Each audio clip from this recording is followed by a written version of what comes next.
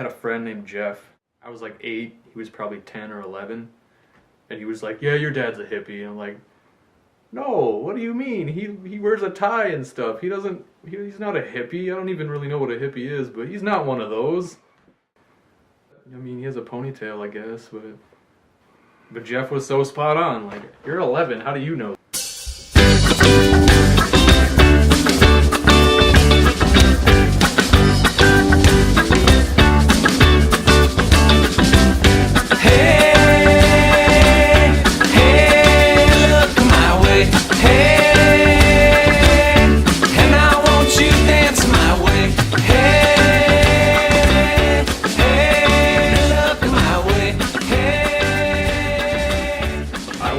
Summer '96 tour as like a baby. So that all around the country, we were in he had a silver Dodge Ram van that he called Reuben, and it had a bed in the back and cabinets and, you know, just us three trucking around the country. And there was a caravan of a whole bunch of other people with us. I don't know who specifically, but there's a picture of, you know, Greg Mitchell was probably there.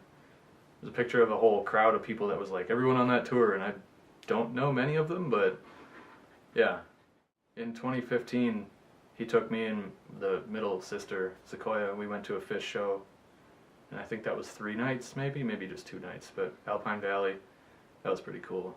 But talking to other people about their families and how they interact and stuff has made me realize, like, wow, we don't have problems. Like, somebody asked my sisters or whatever once, like, did you guys get in fights a lot when you were kids? You know, like siblings? Like, no, we really didn't. Really? You're weird. You guys just got along all the time? Yeah, I don't know. He made this dish up years ago, and I don't really know exactly what's in it. I think he just opened all the first 6 cans he saw in the fridge or whatever and just dumped them all in a thing, and that's what it was. But it's like a stew kind of thing. It's really random, really weird, and it's like a staple thing in our family now that we eat. Partly because, though, I think when we were eating it, I think Koya asked him, like, hey, what do you call this? Like, did you name this dish? And he was, like, chewing as he said it. He was like, mhmbidi. So we just refer to, like, Dad made mhmbidi, and we're going to eat that tonight. And we're all excited about it because we like it and it makes us laugh. It affected him before he knew what it was. So I think he lived with it for like 8 or so years before knowing what was going on.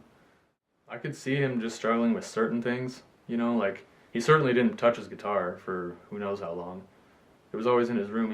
He has 2 guitars. They were always in his room, but didn't touch them or anything, you know, and it was weird, you know. He was only 48, 46, something like that, you know. He hadn't even turned 50 yet, and it's like, I don't really get why you're aging so fast, but this kind of sucks, and yeah, I'll help you because I live with you and, you know, whatever I got to do, but I didn't know anything about it either. And I was 16, you know. I was like, yeah, that sucks and I feel bad for you and all that, but I just want to go skate. Like, yeah, I'll help you with your coat when we get home, but initially, all right, you have this, you know, diagnosis and then mourning period. Was there even a mourning period, you know, with him? Because he's just such a positive guy anyway that probably within 5 seconds he was like, huh, really? You can give me medicine and we can just, cool, I can live still? The hospital really worked with him a lot too, where they're like one of the leading hospitals in the nation for Parkinson's treatment stuff. So it's really fortunate that he was there at the time. And they, you know, he started meeting with doctors and they would tell him this and that and how to treat yourself and how to, you know, what we can do. You know, and he comes home and he works out like 3 nights a week. He goes to the little gym across the parking lot in the other building. Mm-hmm. So he's still pretty ahead of it. Oh, I could actually start doing this again now that I know what's going on and how to treat it. He's on the right track for, you know, every aspect of it. He's got his music out there. They got a new album coming. He's doing this show and he's performing as much as he can. He's working as hard as he can, you know. And when I was at his house the other night, he's like, hey, come in the room with me. We gotta go in here. I want you to sing this part with me. And he just like threw a random Beatles line into this song that's like not even a Beatles song, but it fit really well. it made a lot of sense. And he just recorded like 6 bars of it or whatever with me and him singing it, and he's like, yeah, that's great. We're gonna do that at our next show because that's easy to throw in there and that'll sound awesome. On stage, you know, when he's like got the microphone in his face and they're jamming, or like at a concert while the band is jamming and he's like dancing around or something, and he just like the intro in the video where he just turns around and smiles at you like, yeah, you're having a good time. You're making sure I'm having a good time.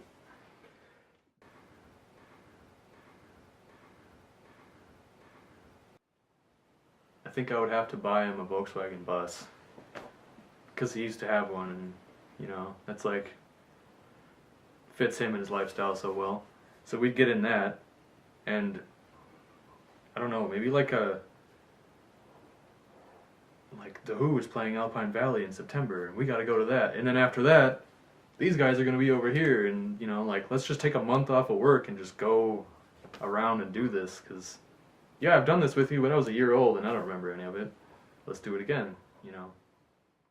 If you like what you heard this week, like what you saw, thanks for tuning in to Drew Abides. Click the subscribe button down in the front, and I'll look for you next week, as we got a gig coming up this weekend. Excited.